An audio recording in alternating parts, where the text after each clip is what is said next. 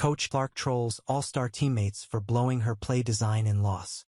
When Caitlin Clark received the most fan votes ever in WNBA All-Star history, that helped to make her the captain of her team. She was excited to lead her team out in her own building as Indianapolis geared up for the weekend's festivities.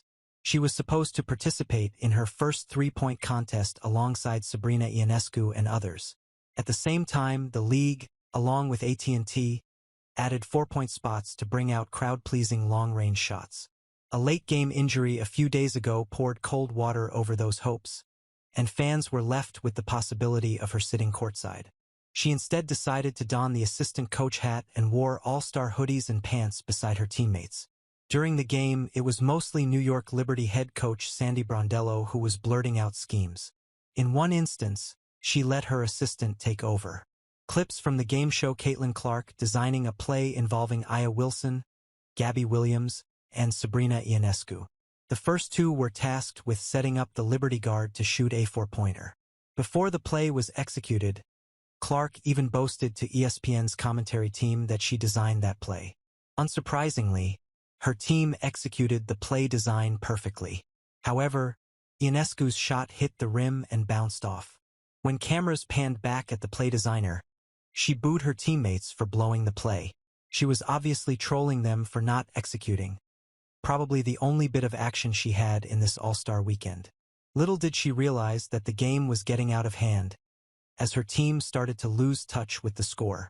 Caitlin Clark jokes about calling head of officials after heated confrontation. The latter were also better inside the arc and shot nearly 7% better than Team Clark. This saw Team Collier race away with the lead. At one point, the Fever guard did not realize how far behind her team was. "We're down 15?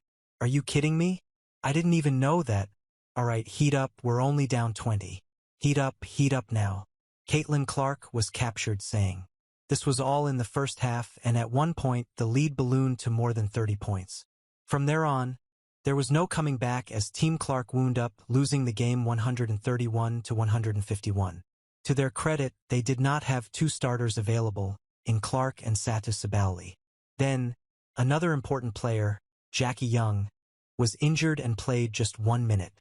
Some of her teammates were also struggling with fatigue. Caitlin Clark lashing at official after no calls mar TD Garden win infuriates fans, always whining. Until the 2025 All-Star weekend kicked off, there was a lot of talk on social media about how Indiana fans have been against opposition players in the past. The words of Aya Wilson and Dijanai Carrington had a lot to do with it, and some were wary that players might have a difficult time. When the festivities kicked off, it was quite the opposite.